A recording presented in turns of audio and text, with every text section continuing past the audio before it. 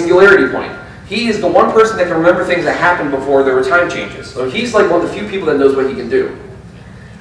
He's a weenie. And when I say a weenie, I'm not talking like Oscar Mayer's, all that song and stuff. I'm talking like, this dude's like, you pop open a can of Vienna sausages, you pull out all of them, and then there's like that one little nub of them left. That's that guy.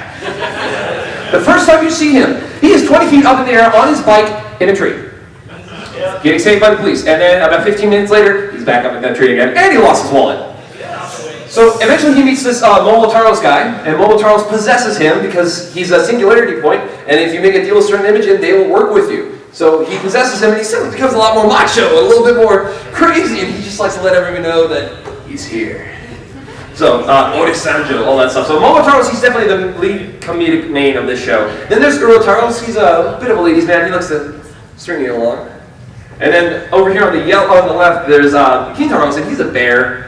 He's a big sumo guy. He tried to do karate and stuff like that, and he's dumb, but the best thing about him is he's gonna make you cry. So, now the purple one,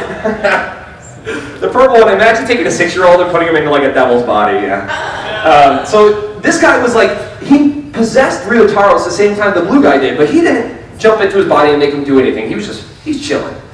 So this guy's sister runs a coffee shop, and his sister's really sweet. She's a really sweet lady, but unfortunately her past has been affected, and he knows what happened, but he can't really tell her. It's going to be big problems. And the purple guy's like, oh my God, she's beautiful. I love her. She's the best. She's my sister. Oh. I can't hear you! And starts going after her anyways. So he's essentially a toddler. He likes to dance around. His whole thing's called, Dale, I keep the night. Can't hear you. And he's like, mind if I compete you? Don't care. Doing it anyways. So he's a lot of fun. And the guy on the far right is C. Add it to the top. He's a swan. He's too popular and doesn't like us. Forget him. They all have their names written on their body. Oh yeah, they all have their names written on their body. That's actually a really cool thing. So if you look, it's kind of hard to see now, but Momotaro, so if you look at him from a side view, there's a big M, and then there's a spike, and then there's another big M and a spike. So it says Momo on his arm. So little tiny small things. This is Den-O right here. This is what he looks like as a transformed rider. This is him as his sword form. So this is when Momotaro has possessed the body. Now there are multiple other forms of Den-O. The middle one is known as platform. So when it's just Den-O, it's just him. And it's a train series, right? So where do you go to get on the train? The platform. So then there's sword form, and then there's gun form, rod form, and axe form. So they're all the same armor set that will flip and change. And there's a toy version of this where you could start with that platform, and you could swap all these different armor parts and change it like it's a little transformer. It was one of the first toys of its design, and it was super popular. And because of that toy's design was so popular, it helped boost the show. The show got like 10 movies because of just toy sales. Toys are really cool, hard to get hold of. This is the Den liner. Usually riders have bikes. Den-O does have a bike, it's called the Den Bird, but the way he rides it is he puts in the front of this train where he can control it. He takes the rider card, he pops it in there, and he gets to go to the time where those monsters are destroying everything, and he gets to go back and save everything.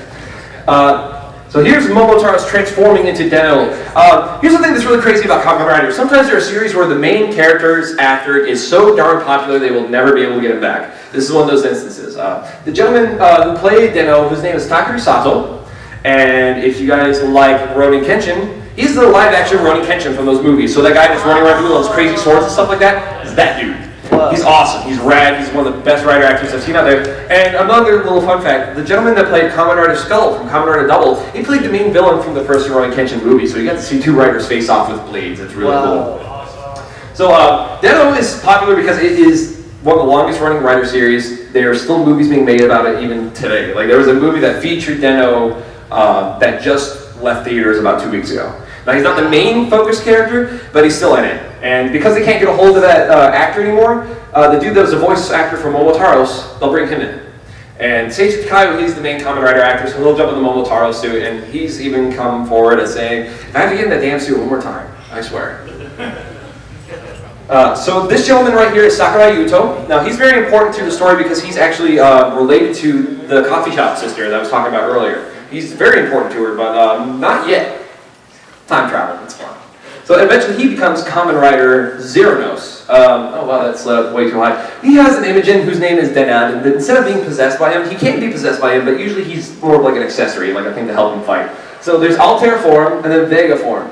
Now, like I said earlier, something about him and the coffee shop owner are very important. Does anybody know about the story of Vega and Altair? Two star-crossed lovers? Okay, just keep that in mind when you watch that show. So we're going to move on to the second weenie of Kamen Rider. This is Wataru Kunanai. He doesn't like to leave his house. He likes to play violin. He's half human, half Fangire, so he's partially a monster, but he couldn't help it. His mom just liked to screw humans, I guess. I don't know. Anyways, this is his dad. This is Otoya Kunanai, and he is awesome.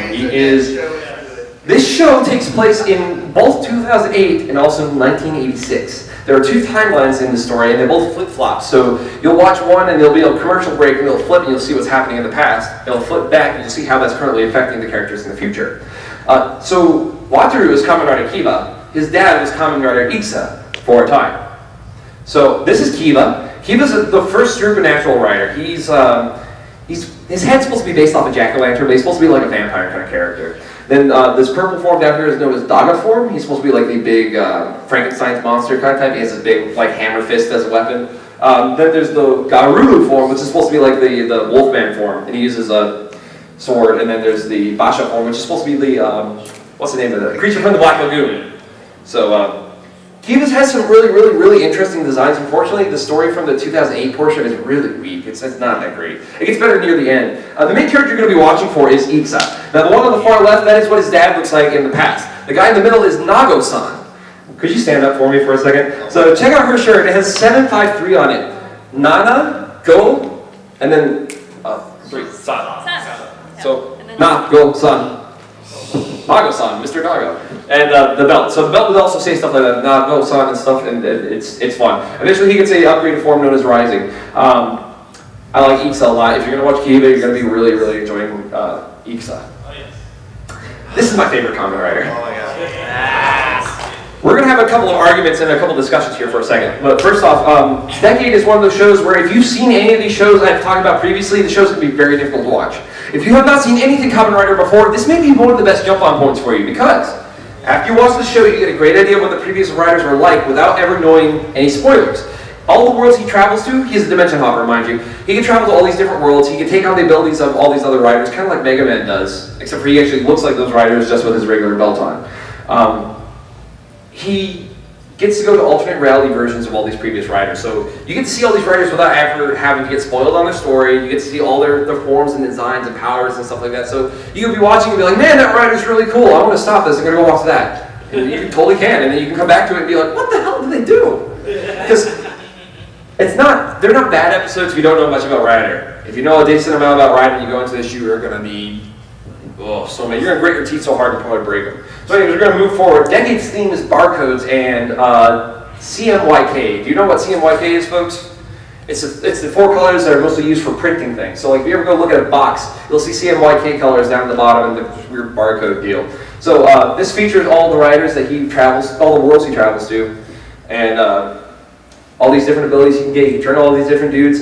He can also take these people and flip them into weapons. For example, Kiba, he grabs Kiba and he's like, hey, this is going to tickle a little bit. He puts his hands in his back, splits him in half. Kiba will straight up do the splits and become a giant bow and arrow set that looks like his belt.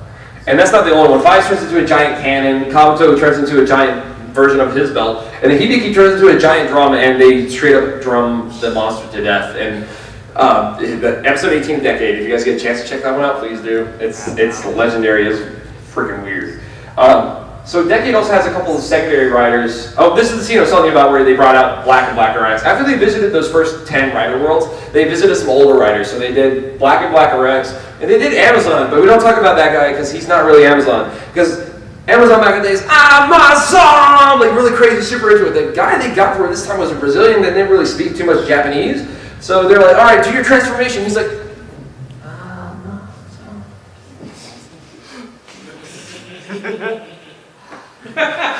That's essentially how those episodes went. So, this is actually the first real crossover with Super Sentai that Kamen Rider had. This team right here is Samurai Sentai Shinkenger. Woo! It's a really great Sentai series. If you haven't checked it out, it's my first Sentai series I watched all the way through.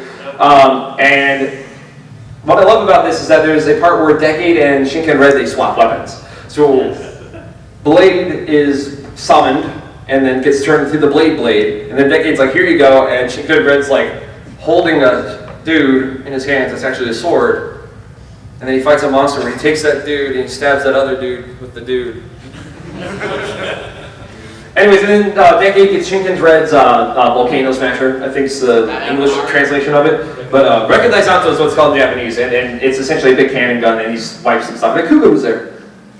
We don't talk about that Kuga either. Like Kuga from the original series, Kuga, great guy, cool guy, totally awesome. The Kuga from this series is known as Yusuke. Just go ahead and change his name to Useless, you got it.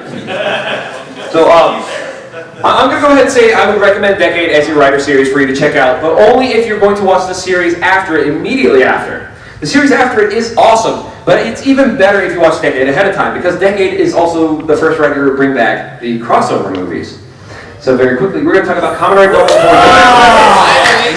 if you guys don't know anything about Kamen Rider and you hear all this stuff, like this is Kamen Rider Double. This is by far one of the best Rider shows. Now, some people will tell you just skip Decade, go straight to Double. Don't do that. You're going to appreciate the show 110 times more if you slog yourself through those first 30 episodes of Decade. And here's why. Around episode 16, something's going to happen in this story where you want to know more about the creation of Kamen Rider Double. What the hell happened after they just turned into these two guys in that first scene? You get to learn about that right after seeing Decade's true ending. Go watch episode of 16 of Kamen Rider Double, and then go watch Kamen Rider Decade and Double movie Tyson, 2010. It's the first Rider crossover movies they had in like 20 years. Decade has a part, Double has a part, they team up, and they have a moment, and you're just like, oh man, Rider continuity. We haven't had this in ages. Now, continuity in Rider is still very much a joke, but you can find it if you're looking for it. Anyways, so I would recommend that because there's also a huge plot point revealed in Double in that movie that Decade's very much involved in. So check that movie out. But here is Double in all his glory. He is the two-in-one Kamen Rider. He is half one detective, half of another detective. Well, actually, half of a human library. Let's say that. So essentially, what happens is the gentleman on the purple side presses the thing on his memory, which summons the belt on his friend's stomach, and he's like, "Oh, okay, you need me again, great." He takes this thing, he pops it in, and then he passes out, falls over, dies. And not dies, but essentially his consciousness gets downloaded into the memory, and the memory shows up in the original belt. So the guy pops it in.